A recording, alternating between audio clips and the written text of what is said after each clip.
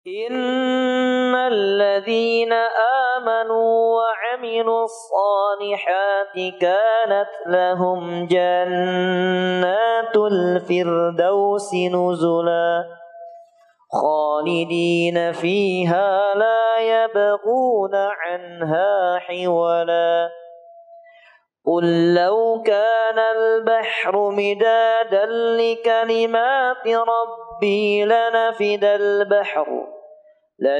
البحر قبل أن تنفد كلمات ربي ولو جئنا بمثله مددا.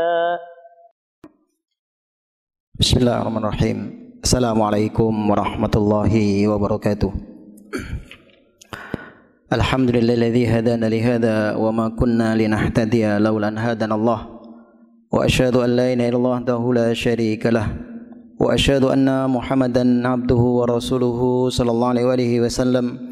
Qala Allah ta'ala fi kitabihil karim ya ayyuhan nasu taqu rabbakumul ladzi khalaqakum min nafsin wahidah wa khalaqa minha zawjaha wa bassa minhuma rijalan katsiran wa nisaa'a واتقوا الله الذي تساءلون به والأرحم إن الله كان عليكم رقيبا فإن أصدق الحديث كتاب الله وخير الهدي هدي محمد صلى الله عليه وسلم وشر الأمور محدثاتها فإن كل محدثة بدعة وكل بدعة ضلالة وكل ضلالة في النار بعد.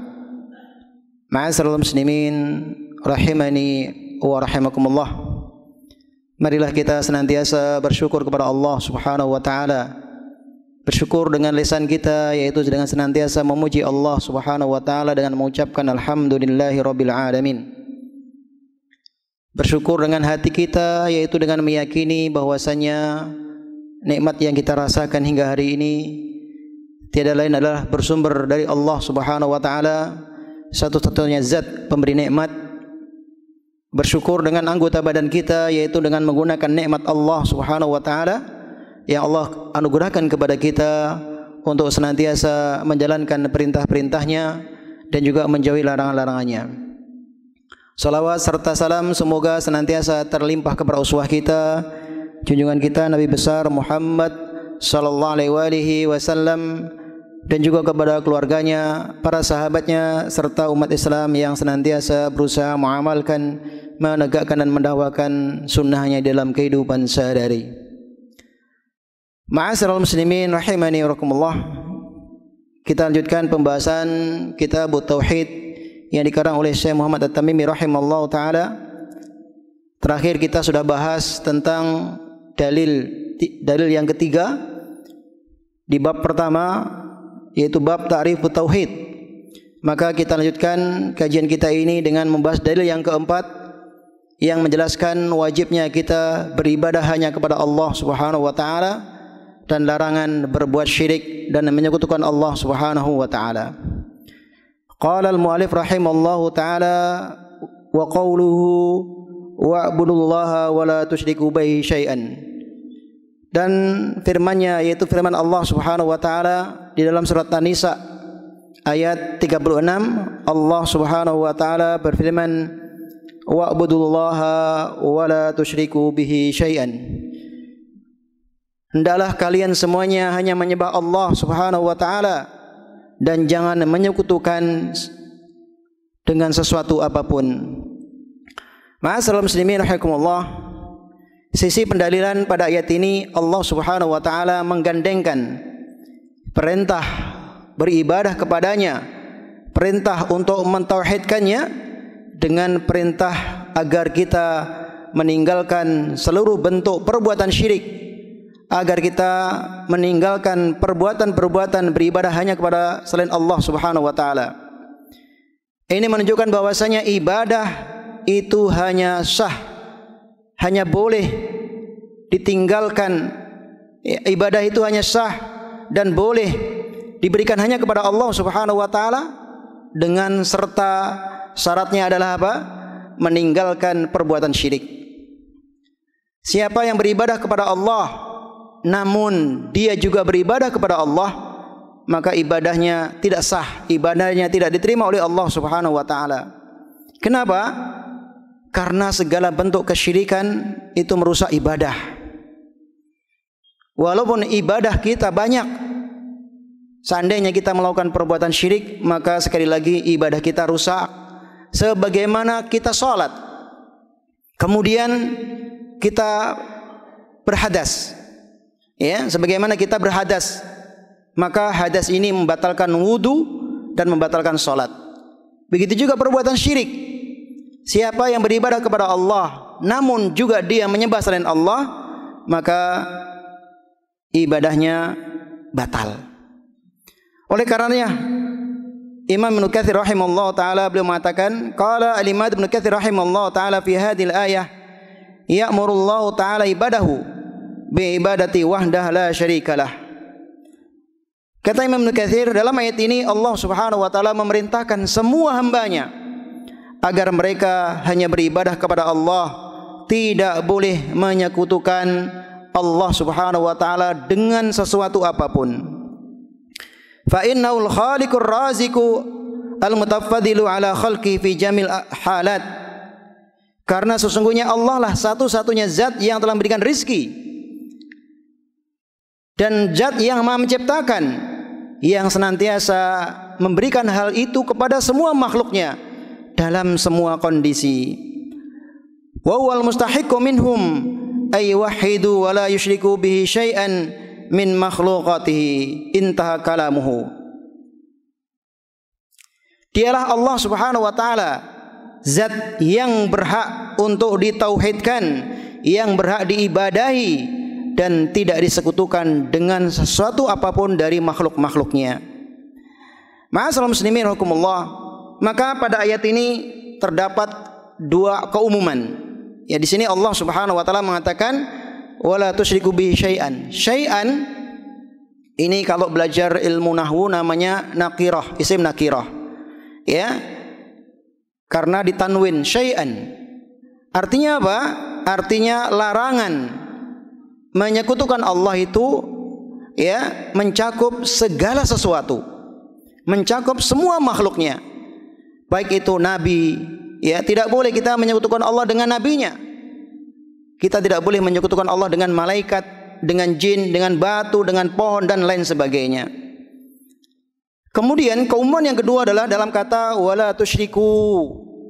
Ya, di mana dalam fi'il dalam kaidah ilmu nahwu wala tusyriku di sini fi'il yang mengandung masdar dan zaman. Sehingga kalau kita takdirkan yaitu apa? Wala tusyriku bihi israqan. Ya, janganlah kalian berbuat kesyirikan dengan kesyirikan apapun. Ya, karena isim nakirah yang datang dalam konteks kalimat larangan memberikan faedah keumuman. Artinya apa? Janganlah kalian berbuat kesyirikan apapun. Baik itu syirik kecil, apalagi syirik besar. Baik itu syirik khafi yang tidak nampak ataupun syirik yang nampak. Baik itu syirik dalam rububiyahnya ataupun syirik dalam uluhiyahnya ataupun dalam asma wa sifat.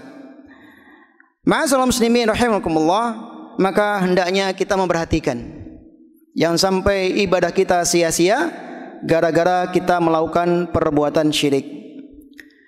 Ma'asyiral muslimin rahimakumullah. Kemudian dalil yang kelima yang dibawakan oleh mu'alif, yaitu beliau membawakan Al-Quranul Karim surat Al-An'am ayat 151 sampai dengan 153, di mana ayat ini disebutkan oleh para ulama dengan ayat al-huququl asyrah, ayat yang berisi 10 hak kewajiban, ya, di mana di dalam ayat ini Allah Subhanahu wa taala mewajibkan kita 10 perkara. Apa saja yang 10 perkara tersebut? Mari kita bacakan ayatnya. Wa qauluhu ta'ala, dan adapun firman Allah Subhanahu wa taala, Qul ta'alau atlu ma harrama rabbukum alaikum alla tusyriku bihi syai'an. Katakan ya Muhammad, ya, kepada siapa? Liha ulail musyrikin alladzi abadullah illallah.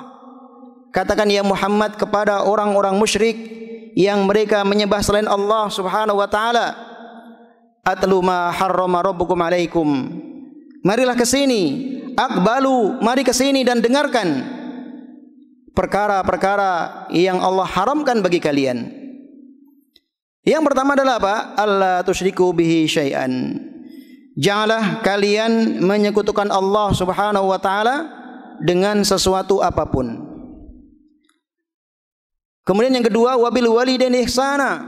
Dan yang kedua hendaklah kalian berbuat baik kepada kedua orang tua. Kemudian yang ketiga, wala taqtulu auladakum min imlakin. Dan janganlah kalian membunuh anak-anak kalian karena takut miskin. Kemudian yang keempat, kemudian yang ketiga, nahnu narzuqukum wa iyyahum. Sesungguhnya kamilah yang berikan rezeki kepada kalian dan kepada anak-anak kalian.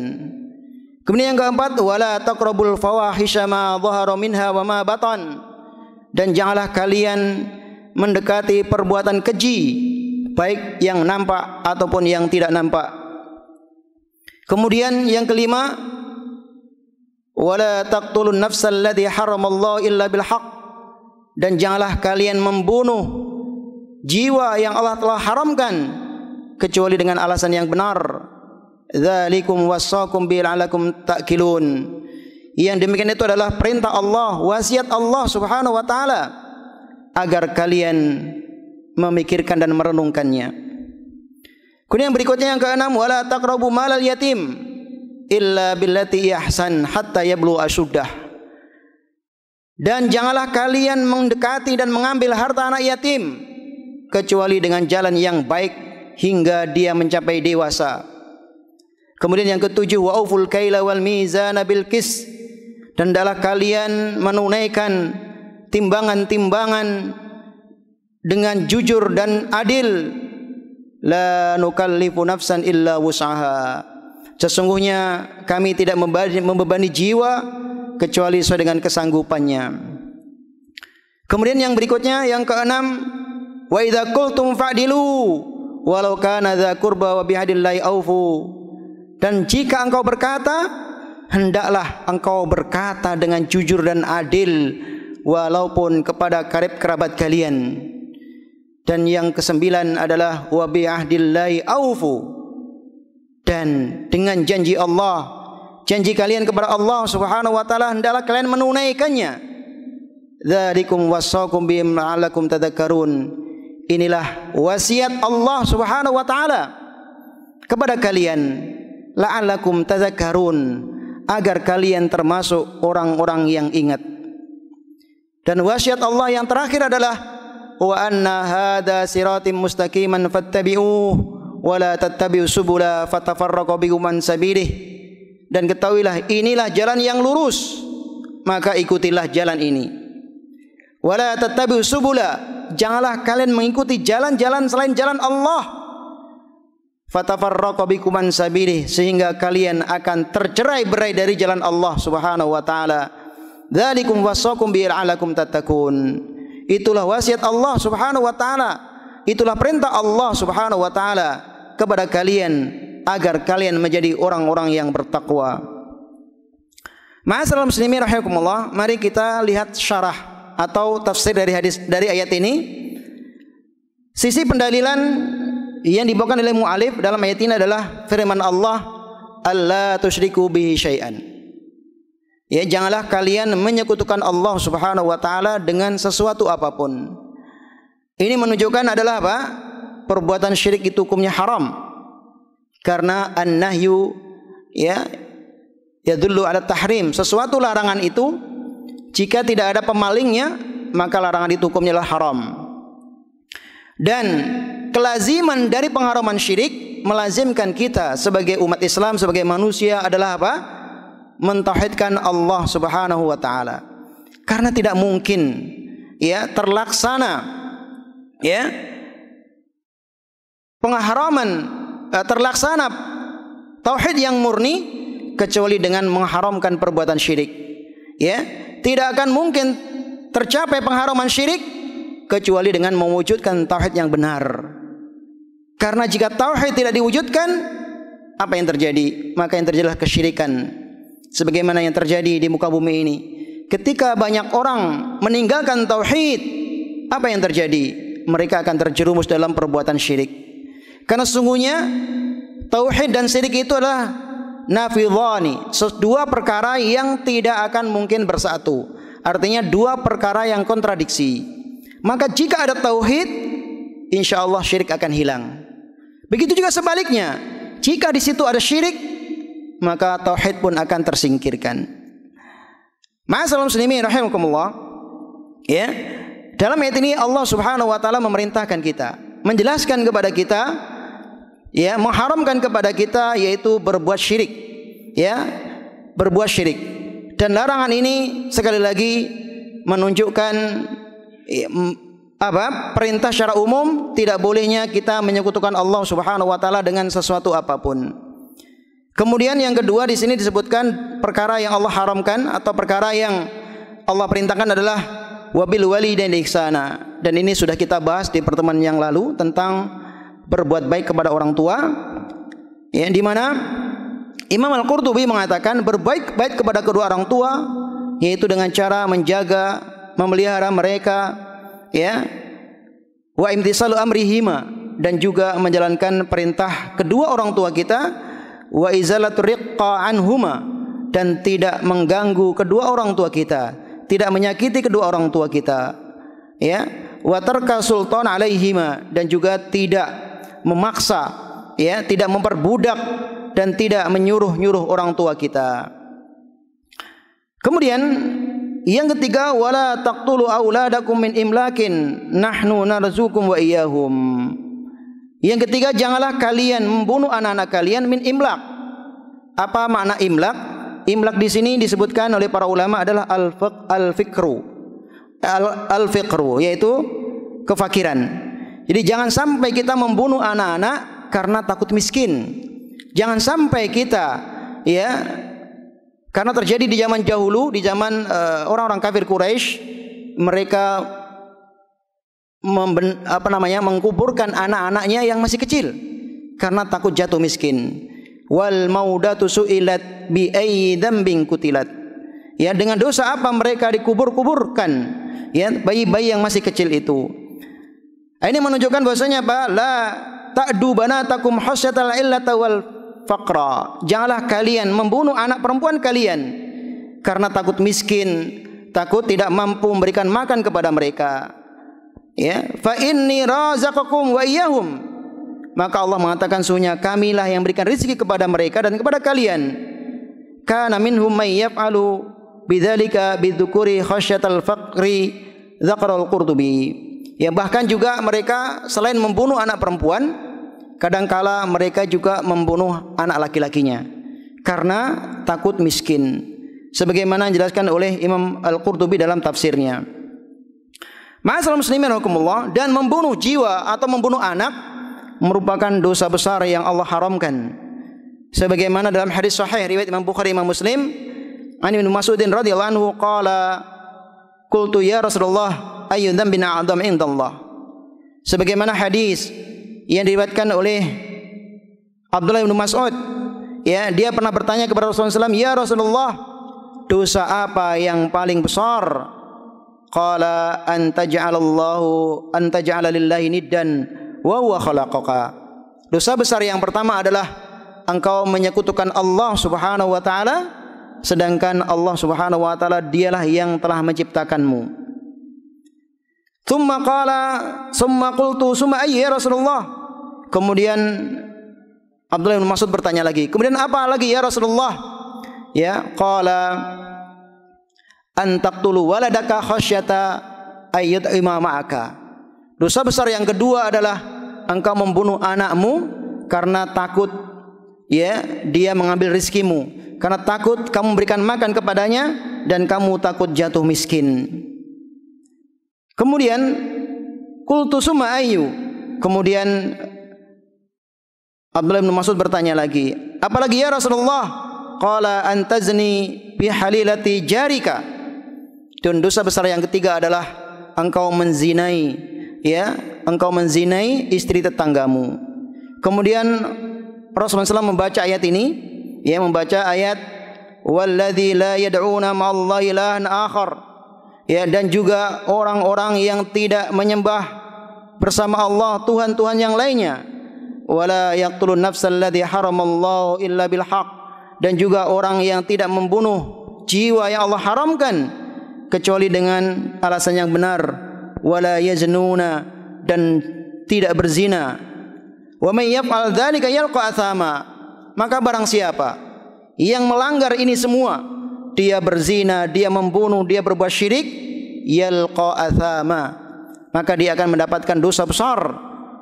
Yudha'af lahu al'adzabu yaumal qiyamati wa yakhlud fihi muhana, dan dia akan dilipat gandakan siksaannya di neraka, dan Allah akan masukkan mereka ke dalam neraka, yakhlud fihi muhana, dalam keadaan kekal abadi dan terhina.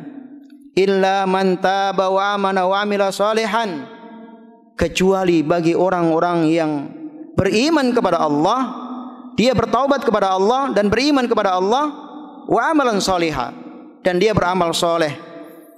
Ulaika yubaddilullahu sayyiatihim hasanat, maka Allah akan hapuskan keburukan-keburukan mereka dan Allah akan gantikan kebaikan-kebaikannya. Wa kana Allahu ghafurur rahima, dan sesungguhnya Allah Subhanahu wa taala zat yang Maha Pengampun lagi Maha Penyayang. Ma'asyiral muslimin rahimakumullah, ayat ini terdapat dalam surat Al-Furqan ayat 68 sampai dengan 70. Di dalam ayat ini sangat jelas sekali Allah melarang seseorang untuk berbuat syirik kepada Allah. Allah melarang bagi seseorang untuk membunuh anak-anaknya, ya, atau membunuh yang lainnya, dan Allah melarang bagi kita untuk melakukan zina, terlebih menzinai tetangga, ya. Dan siapa yang melanggar larang-larang Allah ini, maka dia akan mendapatkan dosa dan akan disiksa oleh Allah Subhanahu wa taala dengan siksaan yang pedih dan kekal di neraka, dan Allah akan hinakan mereka. Namun Allah kecualikan bagi siapa? Bagi orang yang bertaubat. Maka barang siapa yang terjatuh dalam perbuatan dosa besar, baik itu syirik, baik itu mencuri, merampok, dan dia bertaubat kepada Allah Subhanahu wa taala, maka Allah akan hapuskan dosa-dosanya tadi dan Allah akan gantikan kebaikan. Maka ma'asyiral muslimin rahimakumullah, hendaknya kita banyak beristighfar dan taubat kepada Allah Subhanahu wa taala. Karena setiap kita pasti terjatuh dalam kesalahan dan dosa. Namun kesalahan dan dosa itu, ya, akan sirna, akan dihapus oleh Allah jika kita mau bertaubat kepada Allah Subhanahu wa taala. Kemudian yang berikutnya, wala taqrabul fawahisha ma dhahara minha wa ma batan, dan janganlah kalian mendekati perbuatan-perbuatan keji, baik yang nampak ataupun yang tidak nampak. Berkata Imam Ibnu Atiyah, nahyun amun an jami'in anwa'il fawahish.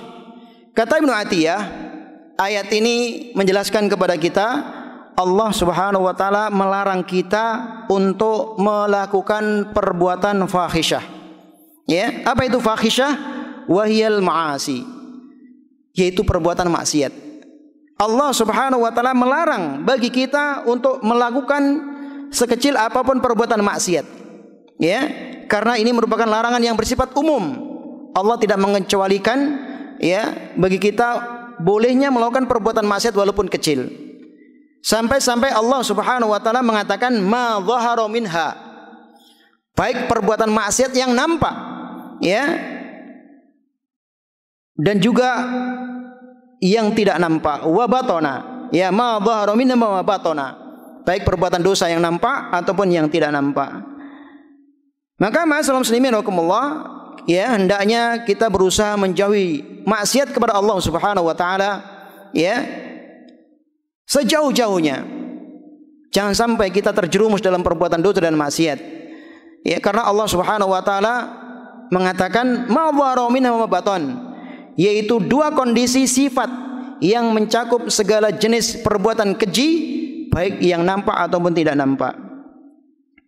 Ma'asyiral muslimin rahimakumullah. Kemudian yang berikutnya adalah wala taqtulun nafsal ladzi haramallahu illa bil haqq. Janganlah kalian membunuh jiwa yang telah Allah haramkan kecuali dengan alasan yang benar. Artinya kita dilarang membunuh manusia, ya. Karena sesungguhnya Islam itu datang lihimayatun nafs. Islam datang, Allah turunkan ke muka bumi adalah untuk menjaga jiwa-jiwa manusia, untuk menjaga nyawa-nyawa manusia. Ya, yang para ulama menjelaskan daruriyatul khams, ada 5 tujuan Allah menurunkan Islam ini. Yang pertama adalah himayatud din, untuk menjaga agama, sehingga Allah larang perbuatan syirik, ya, agar agama ini, ibadah ini hanya kepada Allah Subhanahu wa taala. Kemudian yang kedua, lihimayatul aql, ya, untuk menjaga akal. Oleh karena itulah Allah Subhanahu wa taala melarang mabuk, melarang minuman keras, melarang narkoba, ekstasi, untuk menjaga akal kita, supaya akal kita sehat, supaya akal kita jernih. Betapa banyak, ya, perbuatan dosa dan maksiat, bahkan menghilangkan nyawa orang lain gara-gara mabuk. Seperti berita yang di televisi, supir, ya, dia membawa mobil tanpa sadar karena dia mabuk, dia menabrak orang, terus lari sampai nabrak orang berikutnya. Ini gara-gara mabuk. Ya, maka Allah haramkan. Ya, sehingga para ulama mengatakan al-khamru ummul khaba'is. Minuman keras itu termasuk sumber dari segala bencana. Kemudian yang berikutnya, yang keempat adalah lihimayatun nafs, untuk menjaga jiwa. Ya, untuk menjaga jiwa dan nyawa. Maka Islam mengharamkan pembunuhan. Siapa yang membunuh, maka balasannya dikisos, ya. Kemudian yang terakhir, lihimayatun nasl, untuk menjaga keturunan. Sehingga Islam menganjurkan nikah dan mengharamkan zina. Islam menganjurkan nikah, Islam mengharamkan homo. Islam menganjurkan nikah, Islam melarang lesbi.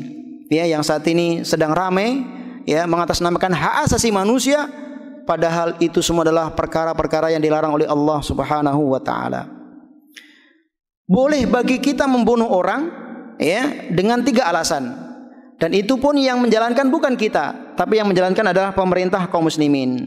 Sebagaimana disebutkan dalam hadis yang sahih, dalam Sahih Bukhari dan Sahih Muslim, an Ibnu Mas'ud radhiyallahu anhu marfu'an qala, la yahillu dam imri'in muslimin yashhadu an la ilaha illallah wa anna Muhammadar Rasulullah illa bihda salat. Ya, dari Ibnu Abbas dan Ibnu Mas'ud radhiyallahu an telah bersabda Rasulullah SAW, tidaklah halal darah seorang muslim yang bersyahadat an la ilaha illallah wa anna Muhammadar Rasulullah kecuali karena 3 sebab. Jadi kita tidak boleh membunuh sesama kaum muslimin kecuali 3 sebab. Sebab yang pertama adalah as-saibuz zani, orang yang sudah menikah dia melakukan zina. Maka orang yang sudah menikah dan dia melakukan zina, maka boleh dikisos atau boleh dirajam. Ya, dirajam, dilempar batu sampai mati. Kemudian yang kedua, wa nafsu bin nafsi. Yang kedua adalah orang yang membunuh orang lain, ya, tanpa alasan yang benar. Maka orang yang membunuh orang lain boleh dengan dikisos, yaitu dipenggal lehernya. Kemudian yang ketiga, wa tariku lidini mufariqun lil jamaah. Orang yang murtad, meninggalkan agamanya dan meninggalkan jamaah kaum muslimin. Maka 3 orang ini boleh dibunuh. Tapi sekali lagi, ma'asyiral muslimin rahimakumullah, yang boleh membunuh mereka adalah pemerintah kaum muslimin, bukan perorangan, bukan organisasi, ya, atau bukan kelompok masyarakat tertentu, tapi hanya ulil amri. Adapun jika ulil amri tidak menjalankan syariat Islam, mereka akan menanggung dosa di hadapan Allah Subhanahu wa taala. Ya, kemudian ayat ini disebutkan di akhir penutup ayat, ya, ini disebutkan dzalikum wasaqum bihi la'allakum ta'qilun. Ya, yang demikian itu adalah wasiat Allah, perintah Allah Subhanahu wa taala kepada kalian. Ya, agar kalian apa? Ta'qilun, agar kalian berakal, agar kalian memikirkannya. Ya, dalam terakhir ayat surat Al-An'am ayat 151 ini Allah menutup dengan dzalikum wasaqum bihi la'allakum ta'qilun. Itulah perintah Allah. Itulah wasiat Allah kepada kalian wahai kaum muslimin, apa? Agar kalian menjadi orang-orang yang ta'qilun, ai annallaha ta'ala wasana bihadil wasiyah linaqilaha anhu wa na'mala bihi. Kata Ibnu Atiyah, itu makna la'alla, ya, makna la'alaina li ta'lil. Artinya apa? Artinya Allah Subhanahu wa taala, ya, menyuruh kita untuk merenunginya, Ya, jadi Allah Subhanahu wa taala menyuruh kita agar merenunginya, kemudian memahaminya, kemudian mengamalkan di dalam kehidupan sehari-hari. Ma'asyiral muslimin rahimakumullah, di dalam tafsir At-Tabari beliau mengatakan, ya, dalam ayat ini Allah pertama dalam surat Al-An'am ayat 151 Allah mengatakan la'alakum ta'qilun, ya, agar kalian jadi orang yang berakal. Kemudian di ayat 152 Allah mengatakan, ya, la'alakum tadzakkarun, agar kalian memahaminya, agar kalian merenunginya. Kemudian yang terakhir dalam ayat berikutnya 153 Allah mengatakan la'alakum tattaqun, agar kalian menjadi orang yang bertakwa. Ya. Kenapa? Kata Imam At-Tabari, li'annahum idza aqalu tadzakkaru wa khafu wattaqau. Karena seseorang itu jika dia memikirkan, merenungi, ya, ayat-ayat Allah, tadzakkarun, dia akan ingat kepada Allah Subhanahu wa taala. Jadi kalau seseorang itu mau memikirkan ayat Allah, mau merenungi ayat Al-Qur'an, mempelajari ayat Al-Qur'an, maka dia akan tadzakkarun, dia akan ingat kepada Allah Subhanahu wa taala. Dia akan ingat perintah-perintah Allah dan dia akan ingat larangan-larangan Allah. Sehingga dia menjalankan perintah Allah dan dia menjauhi larangan Allah Subhanahu wa taala. Setelah itu fakhafu, mereka akan takut. Ya, setelah membaca, merenungi firman Allah, kemudian dia ingat Allah, ingat perintah Allah, ingat larangan Allah, fakhafu, maka manusia akan menjadi takut kepada Allah Subhanahu wa taala. Takut meninggalkan larangan-larangan Allah, karena siapa yang meninggalkan larangan Allah akan disiksa oleh Allah Subhanahu wa taala. Takut melanggar, ya, larangan-larangan Allah, karena siapa yang melanggar larangan-larangan Allah Subhanahu wa taala, mereka akan dimasukkan ke dalam neraka. Sehingga apa? Tattaqun. Yang terakhir, mereka akan menjadi orang yang bertakwa. Ya, mereka akan menjadi orang yang bertakwa. Di mana takwa inilah bekal terbaik bagi setiap kaum muslimin. Allah Subhanahu wa taala berfirman, "Wa tazawwadu fa inna khaira zadit taqwa." Berbekalah kalian wahai kaum muslimin dengan takwa, karena sesungguhnya takwa inilah sebaik-baiknya bekal. Dan orang-orang yang bertakwa adalah orang yang Allah cintai, dan orang-orang yang bertakwa inilah orang-orang yang Allah akan masukkan ke dalam surga. Maka ayat ini sangat jelas bagi kita, siapapun yang ingin menjadi orang yang bertakwa, hendaknya ta'qilunal Qur'an, hendaknya merenungi Al-Qur'an, hendaknya mempelajari Al-Qur'an. Karena dengan mempelajari Al-Qur'an, tadzakkarun, kita akan ingat Allah Subhanahu wa taala. Kita akan ingat perintah-perintah Allah dan ingat larangan-larangan Allah Subhanahu wa taala, sehingga akan menghasilkan jiwa yang takut kepada Allah dan jiwa yang bertakwa kepada Allah Subhanahu wa taala.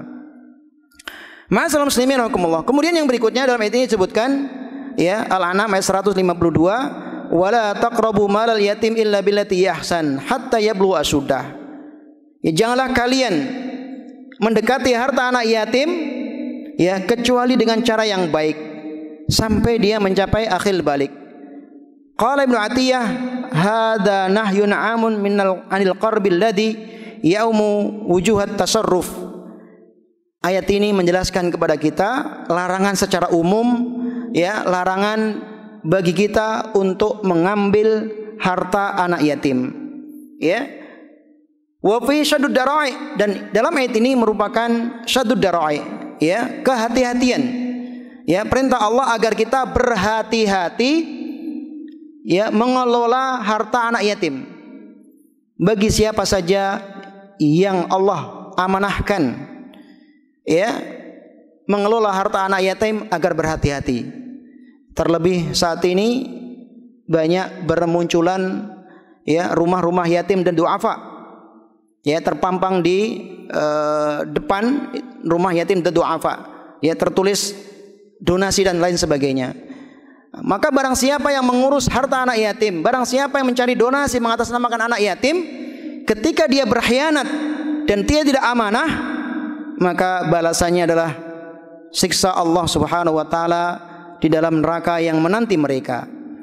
Kemudian di sini Allah Subhanahu wa taala menjelaskan, illa billati hiya ahsan, at-tijarah, ya, boleh bagi kalian menggunakan harta anak yatim dalam rangka diinvestasikan dan dikembangbiakkan. Ya, seperti untuk misalkan ada anak yatim yang kaya raya, orang tuanya kaya. Kalau digunakan untuk hidup sehari-hari akan habis. Maka boleh bagi pengurusnya untuk menginvestasikan atau membuka usaha. Ya, tentunya juga harus jujur.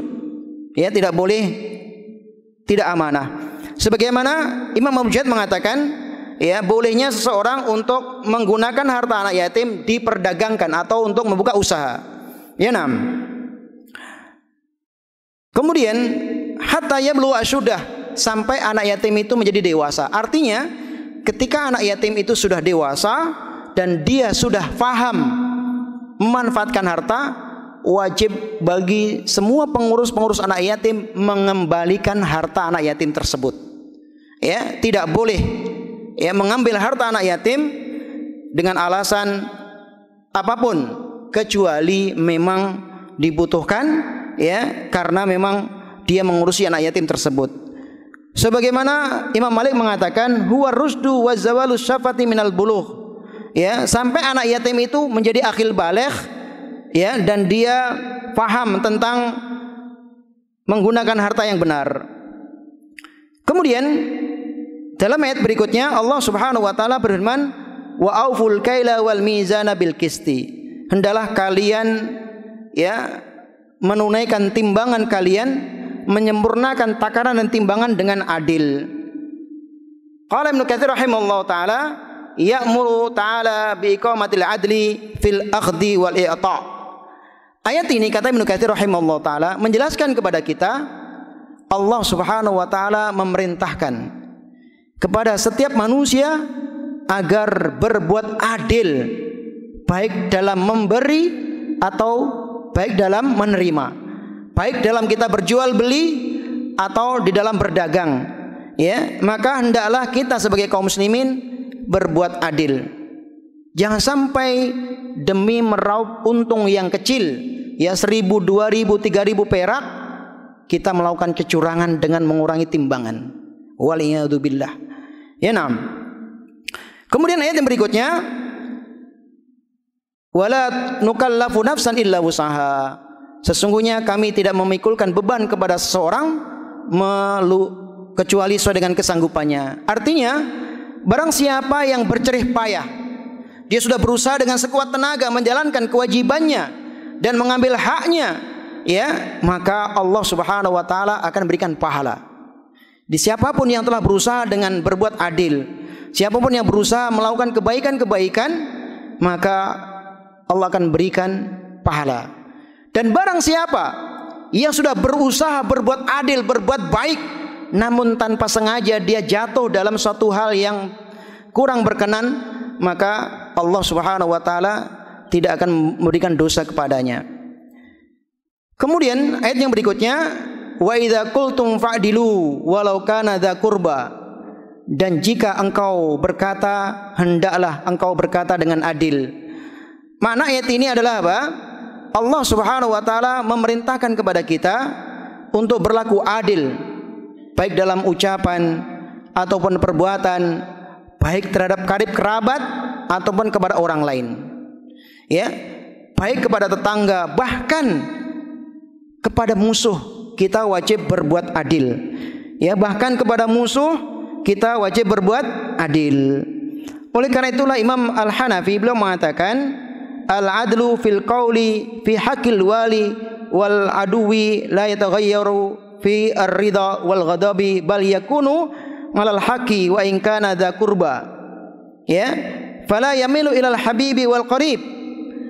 Di mana Imam Al-Hanafi beliau mengatakan, berlaku adil ini mencakup segala perkara, baik berlaku adil dalam perkataan, terlebih perkataan kepada karib kerabat, begitu juga kepada musuh. Berbuat adil ini tidak akan berubah. Tidak boleh kita berbuat adil kepada keluarga, kepada karib kerabat, kepada musuh kita tidak berbuat adil. Berbuat adil ini tidak berubah dalam segala kondisi. Bahkan dia harus berbuat adil dan berpihak kepada kebenaran walaupun kepada karib kerabat. Dan tidak boleh kita condong untuk tidak berbuat adil kepada orang yang kita cintai. Karena sesungguhnya Allah Subhanahu wa taala berfirman ya di dalam surat Al-Maidah ayat 8, wala yajrimannakum syana'anu qaumin ala alla ta'dilu i'dilu aqrabu littaqwa. Ya, janganlah kalian sekali-kali ya tidak berbuat adil karena kebencian yang ada pada dirimu. Allah Subhanahu wa taala melarang kita tidak berbuat adil walaupun kita tidak suka. Ya, dan janganlah kebencian itu mendorong suatu kaum untuk tidak berbuat adil. Ya, i'dilu. Allah mengatakan berbuat adillah. Kenapa? Karena aqrabu littaqwa. Karena berbuat adil itu lebih dekat dengan ketakwaan. Kemudian yang berikutnya Allah Subhanahu wa taala berfirman, "Wa bi'adillahi aufu." Dan terhadap janji Allah Subhanahu wa taala maka tunaikan. Ma'asyiral muslimin rahimakumullah, ya. Ibnu Jarir beliau mengatakan, "Wa biwasiyatillahi ta'ala alladhi wasaqum biha fa'aufu." Wa iqa'u dzalika bi ayyuti'uhu bima amarahum bihi wa nahum anhu. Kata Ibnu Jarir, ya, dan penuhilah wasiat-wasiat Allah Subhanahu wa taala yang diwasiatkan kepada kalian. Ya, wasiat Allah yang ada dalam ayat ini, hendaklah engkau memenuhinya. Bagaimana caranya? Caranya adalah engkau menjalankan semua perintah-perintahnya. Engkau menaati Allah Subhanahu wa taala dalam perkara yang Allah perintahkan. Dan engkau meninggalkan larang-larangan yang Allah larang bagi kalian. Wa ayyamalu bi kitabi wa sunnati rasulih sallallahu alaihi wasallam. Dan cara yang berikutnya adalah engkau hendaknya senantiasa mengamalkan Al-Qur'an dan sunnah-sunnah Rasulullah sallallahu alaihi wasallam. Wa dzalika huwal wafa'u bi'adillah. Dan itulah cara kita menunaikan janji Allah Subhanahu wa taala. Maka bagi seorang muslim wajib menjalankan perintah Allah. Ketika Allah menyuruh kita salat, maka wajib bagi kita untuk menjalankan salat. Ketika Allah menyuruh kita ya untuk berbuat baik kepada orang tua, maka wajib bagi kita untuk berbuat baik kepada orang tua. Ketika Allah menyuruh kita untuk bertauhid kepadanya, maka hendaknya kita bertauhid hanya kepada Allah Subhanahu wa taala. Dan jika Allah melarang sesuatu, maka hendaknya kita menjauhi dan meninggalkan larangan tersebut. Dan hendaknya kita semua berusaha mengamalkan sunnah-sunnah Rasulullah sallallahu alaihi wasallam dalam kehidupan sehari-hari. Karena kata Ibnu Jarir, dzalika huwal wafa'u bi'ahdillah. Karena itulah cara seorang muslim menunaikan janji Allah Subhanahu wa taala. Ma'asyiral muslimin rahimakumullah. Kemudian Allah Subhanahu wa taala menutup ayat ini surat Al-An'am ayat 152. Dzalikum wasaqum bihim la'alakum tadhakkarun. Itulah wasiat Allah Subhanahu wa taala. Perintah Allah kepada kalian la'alakum tadhakkarun, agar kalian senantiasa mengingat Allah Subhanahu wa taala. Ma'asyiral muslimin rahimakumullah. Kemudian kita lanjutkan ayat terakhir dari ayat ini surat Al-An'am ayat 153. Wa anna hadza siratim mustaqiman fattabi'uh. Dan inilah jalanku yang lurus, jalan Allah yang lurus, maka ikutilah. Wala tattabi'u subula fatafarraqu bikum an sabilih. Dan janganlah kalian mengikuti jalan-jalan yang menyimpang. Janganlah kalian mengikuti jalan-jalan selain jalan Allah Subhanahu wa taala. Ya, fatafarraqu bikum an sabilih. Karena kalau kalian mengikuti jalan selain jalan Allah, kalian akan tercerai-berai. Kalian akan terpisah dari jalan Allah yang lurus. Mari kita lihat perkataan para ulama. Di antaranya Imam Al-Qurtubi beliau mengatakan, hadhihi ayatun azimatun ngattafa ala ma taqaddama. Ya, ayat ini adalah ayat yang mulia, di mana Allah Subhanahu wa taala merangkaikan ya ayat ini dengan larangan-larangan yang Allah sebutkan di ayat 151 dan 152. Fa innahu nahyun wa amrun wa hadarun ya an ittiba'i ghairi sabilihi. Dan dalam ayat ini merupakan perintah Allah Subhanahu wa taala. Ya, Allah memerintahkan kita untuk mengikuti jalan yang lurus. Dan juga dalam ayat ini ya merupakan peringatan dari Allah Subhanahu wa taala agar kita tidak ya, mengikuti jalan-jalan selain jalan Allah Subhanahu wa taala. Ya. Wasyiratu wa tariqul ladzi huwa dinul Islam. Dan makna syirat di sini, jalan di sini apa maknanya? Yaitu jalan yang lurus, yaitu dinul Islam. Artinya hendaknya kita senantiasa berada di atas agama Islam. Hendaknya kita senantiasa berusaha mengamalkan Islam, ya, mustaqiman ay mustawiyan qayyiman la iwajaja fihi. Yaitu agama Islam, agama yang lurus, agama yang benar, agama yang bersih, yang tidak ada kesesatan di dalamnya, tidak ada kebengkokan sedikit pun di dalam agama ini.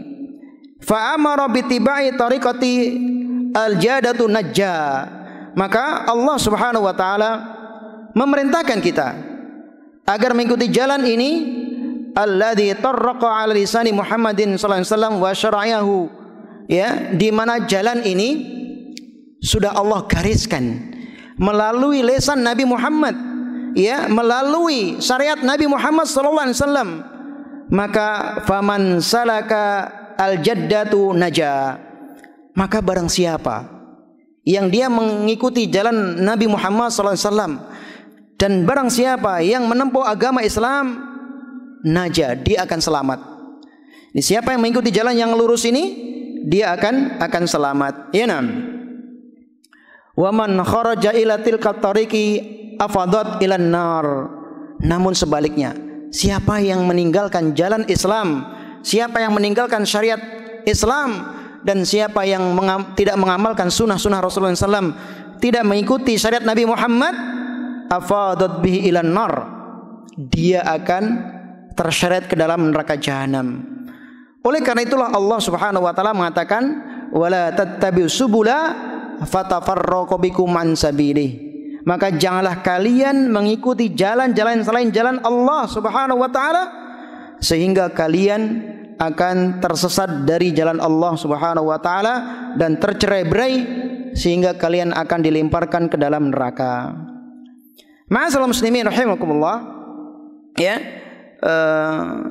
Di dalam riwayat Imam Ahmad dan Imam Nasai dan juga Imam Ad-Darimi, Ibn Abi Hatim wal Hakim, ya, beliau meriwayatkan sebuah hadis dari Ibnu Mas'ud radhiyallahu anhu, qala hatta Rasulullah sallallahu hattan biyadi. Suatu hari Rasulullah menggaris suatu garis, ya, garis yang lurus, yaitu di tanah. Ya, beliau Rasulullah menggaris dengan garis yang lurus, ya, dengan tangannya. Summa khatta khututan yan yamini dzalikal khatti wa an simali summa qala. Kemudian setelah Rasulullah menggaris garis yang lurus seperti ini, beliau membuat garis, ya, di samping kiri kanan garis yang lurus. Jadi garis lurus begini, beliau membuat garis-garis di sebelah kiri dan sebelah kanannya. Ya. Kemudian setelah membuat gambar seperti itu, Rasulullah mengatakan, ya, nam. Hada sabilun, hada subulun, laisa minha sabilun illa wa alaihi syaitan wa yad'u ilaihi. Maka Rasul mengatakan, ya, ini adalah garis yang lurus. Sedangkan di kiri kanan garis-garis ini, garis-garis yang kecil inilah garis yang sesat. Ya, garis yang sesat. Di mana di setiap garis ini ada syaitan, ada penyeru yang mengajak manusia untuk mengikuti jalan yang sesat ini. Ya, mengikuti jalan yang sesat ini. Kemudian Rasulullah SAW membacakan ayat ini, wa anna hadza siratim mustaqiman fattabi'uhu wa la tattabi'us subula fatafarraqu bikum an sabili. Dan inilah jalan yang lurus, wahai para sahabat. Inilah jalan yang lurus. Ya. Maka ikutilah jalan yang lurus ini. Jangan kalian mengikuti jalan-jalan yang sesat ini, jalan-jalan yang ada di samping kiri dan kanan ini. Kenapa? Karena kalian akan tersesat dari jalan Allah Subhanahu wa taala. Oleh karena itulah Imam Al-Mujahid mengatakan, wala tatabus subul ay al-bid'ah wasyahawat. Makna garis-garis yang menyimpang ini, kata Imam Mujahid, adalah apa? Yaitu perkara agama, perkara ibadah yang dibuat dan direkayasa oleh manusia yang tidak ada dalilnya. Maka kita wajib berhati-hati dari tradisi-tradisi, ya, ataupun ibadah-ibadah yang tanpa dalil. Karena itu adalah seruan syaitan agar kita merekayasa ibadah, agar kita membuat perkara-perkara baru dalam agama ini. Dan yang kedua adalah asyahwat. Ya, janganlah kalian memperturutkan hawa nafsu. Karena barang siapa yang memperturutkan hawa nafsunya, dia akan tersesat dari jalan Allah Subhanahu wa taala. Ma'asyiral muslimin rahimakumullah, kita tutup kajian kita dengan ucapan Abdullah bin Mas'ud. Ya, di mana Abdullah bin Mas'ud mengatakan, man arada ayyang dura ila wasiyati Muhammadin sallallahu alaihi wasallam allati 'alaiha khatamuhu falyaqra qawlu ta'ala. Kata Abdullah bin Mas'ud, barang siapa yang ingin melihat wasiat Muhammad sallallahu alaihi wasallam, di mana di atas wasiat itu ada cincin yang menyetempel wasiat beliau, hendaklah kalian membaca firman Allah ini. Membaca firman Allah ini surat Al-An'am ayat 151 sampai dengan 153. Nah, ma'asyiral muslimin rahimakumullah, Abdullah bin Mas'ud adalah dia Abdullah bin Mas'udin bin Ghafil bin Hubaib al-Hudaili, Abu Abdurrahman, seorang sahabat yang agung, dan dia termasuk as-sabiqunal awwalun, termasuk orang yang pertama masuk Islam. Beliau juga pernah mengikuti Rasulullah dalam perang Badar, perang Uhud, perang Khandaq, bahkan Bayatul Ridwan.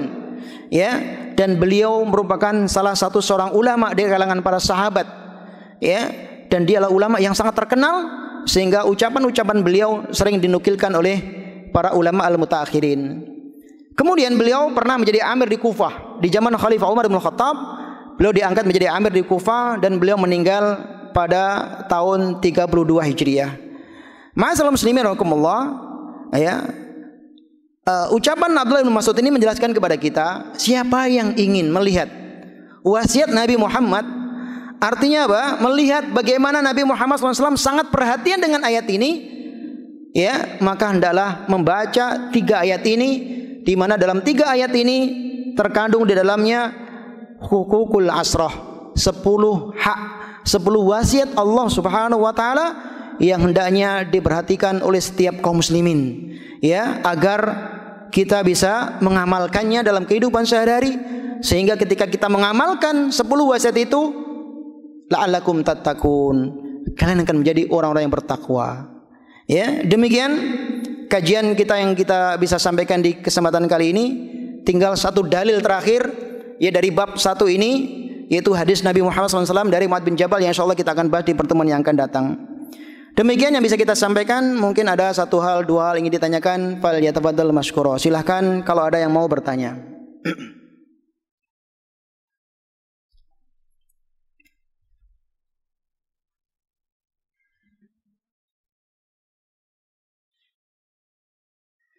Alhamdulillah tidak ada yang bertanya.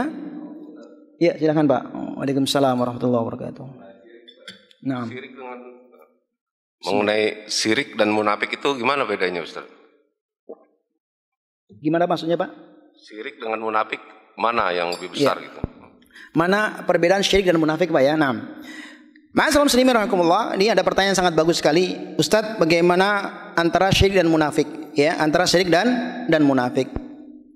Ma'asyiral muslimin rahimakumullah, perbuatan syirik ini merupakan perbuatan kufrul akbar, dan ada juga kufrul asghar, perbuatan yang menyebabkan seorang kufur kepada Allah jika dia menyembah selain Allah Subhanahu wa taala dan menyembah yang lainnya. Dan dia juga bisa jatuh dalam kufrul asghar, syirik kecil seperti riya. Riya itu dia ibadah kepada Allah tapi niatnya untuk mendapatkan pujian dari sama manusia, atau dia melakukan ibadah sudah selesai namun dia sum'ah, agar ibadahnya dipuji-puji oleh manusia. Ini adalah syirkul asghar. Apa perbedaannya dengan nifak? Nifak itu maknanya an-nufuq, kalau dari segi bahasa itu menyembunyikan keburukan dia. Sehingga orang munafik itu disebut nifak karena dia menyembunyikan keburukannya. Ada yang mengatakan nifak itu seperti tikus. Ini segi bahasa dulu, Pak. Tikus yang dia masuk dari jalan ini, ketika kita cari jalan ini dia akan keluar dari jalan yang lain. Ini dari segi bahasa. Adapun nifak, ya, munafik ini bisa masuk dalam syirik atau kufur kepada Allah Subhanahu wa taala ketika nifakul akbar. Ya, apa nifak akbar? Dia meyakini ada Tuhan selain Allah Subhanahu wa taala. Sebagaimana orang-orang munafik yang hidup di zaman Rasulullah SAW. Ya, mereka beribadah kepada Allah Subhanahu wa taala namun tidak percaya dengan syariat Islam. Ya, mereka ikut berjihad bersama Nabi Muhammad namun ya, di tengah jalan mereka pulang. Mereka membangun masjid, namun tujuannya adalah apa? Untuk memecah belah persatuan kaum muslimin yang disebut dengan masjid Dirar. Ya, bahkan Nabi Muhammad ketika perang, utusan orang munafik menghadap, "Ya Rasulullah, salatlah engkau di masjid kami." Sehingga Nabi Muhammad pun hampir-hampir salat di masjid tersebut. Namun Allah turunkan ayat tentang bahwasanya masjid itu dibangun di atas kerusakan. Ya, untuk memecah belah barisan kaum muslimin, sehingga Nabi Muhammad memutus seorang sahabat untuk menghancurkan masjid tersebut. Ini orang munafik. Ya, di mana mereka mengatakan wa idzal laqul ladzina amanu qalu amanna. Ya, kalau kami bersama dengan orang yang beriman, kami mengatakan kami beriman, kami bersama kalian. Wa idzal laqul ladzina, ya, namun jika mereka bertemu dengan syayatinihim, setan-setan mereka, innama kunna nakhudu wa nal'ab. Innama kunna nastaziun. Kami ini hanya bercanda, kami hanya bergurau. Ya, ini orang munafik. Berarti munafik pun bertingkat-tingkat, Pak. Ya, munafik ada yang masuk ke dalam syirkul akbar, kufur kepada Allah, ada yang dia tidak termasuk kufur kepada Allah Subhanahu wa taala. Jika nifaknya nifak asghar. Ya, karena nifak itu bertingkat-tingkat, ada munafik yang keluar dari agama Islam, ada munafik yang tidak keluar dari agama Islam. Yang tidak keluar seperti apa? Seseorang yang memiliki salah satu ciri dari ciri munafik. Contoh, kalau dia berkata bohong. Ya. Ketika seseorang itu berkata dia bohong, ini merupakan ciri-cirinya orang munafik. Ya. Dia memiliki satu ciri dari ciri orang yang munafik. Dia sholat, dia puasa, dia zakat, dia beriman kepada Allah. Namun kadang kalau berkata bohong, kalau berdagang dia suka mengurangi timbangan. Ya, atau dia suka mengingkari janji. Maka ini adalah ciri-ciri dari ciri orang munafik. Dan orang seperti ini, ya, kalau dia meyakini Islam yang benar, meyakini agama Allah yang baik, yang menjalankan syariat Islam, maka dia adalah orang yang jatuh dalam nifaq asghar. Ya, begitu. Jadi ada nifaq yang masuk ke dalam kesyirikan, ada nifaq yang tidak masuk dalam kesyirikan. Begitu, Pak. Jadi kita perlu berhati-hati. Adapun orang-orang yang sudah kita kenal suka menjelekkan Islam, suka menjelekkan kaum muslimin, ya, tentu ini bisa saja mereka jatuh ke dalam nifakul asbar, ya, nifak yang besar. Sebagaimana orang-orang munafik yang mereka mengatakan ma ra'aina qauman arghabu butunan wajbanu al-lisan, ya, illa Muhammadin wa ashabuhu. Tidaklah kami melihat suatu kaum yang mereka itulah orang yang rakus, lisannya pembohong, wa arghabu butunan, dan rakus makan, ya, dan takut ketika bertemu musuh kecuali Muhammad dan teman-temannya. Ketika seorang munafik ini mengucapkan hal ini, didengar oleh seorang sahabat, maka sahabat ini mengadu kepada Rasulullah SAW. Ya, sehingga orang ini pun minta maaf kepada Nabi Muhammad. Nabi Muhammad tidak mau memaafkannya karena Allah menurunkan ayat, ya, abillahi wa ayati wa rusuli kuntum tastahzi'un. Apakah karena, ya, dengan Allah Subhanahu wa taala, dengan syariat Islam dan dengan Nabi Muhammad kalian bersenda gurau? La ta'tadirul yaum, jangan kamu minta maaf hari ini. Qad kafartum ba'da imanikum. Ya, kamu sudah kafir setelah kalian beriman. Maka berhati-hati, jangan sampai kita mengolok-olok Islam, jangan sampai kita menghina Allah dan Rasulnya, walaupun itu bercanda, karena bisa terjatuh dalam kufur akbar. Wallahu a'lamu bissawab. Ya, nah. Demikian kajian yang bisa kita sampaikan di kesempatan kali ini. Semoga bermanfaat untuk saya pribadi dan juga untuk kaum muslimin, dan semoga Allah jadikan kita termasuk orang yang muwahhidin, orang yang senantiasa mengesahkan Allah dalam ibadah, ya. Kemudian Allah jadikan kita orang istiqomah di atas agama Islam, dan Allah wafatkan kita di atas agama Islam ini. Mohon maaf jika ada kata-kata yang kurang berkenan di hati kaum muslimin. Kita akhiri dengan doa kafaratul majlis. Subhanakallahumma wa bihamdika asyhadu an la ilaha illa anta astaghfiruka wa atubu ilaik. Wassalamualaikum warahmatullahi wabarakatuh. Qul innama ana basyarum mithlukum yuha ilayya annama ilahukum ilahu wahid.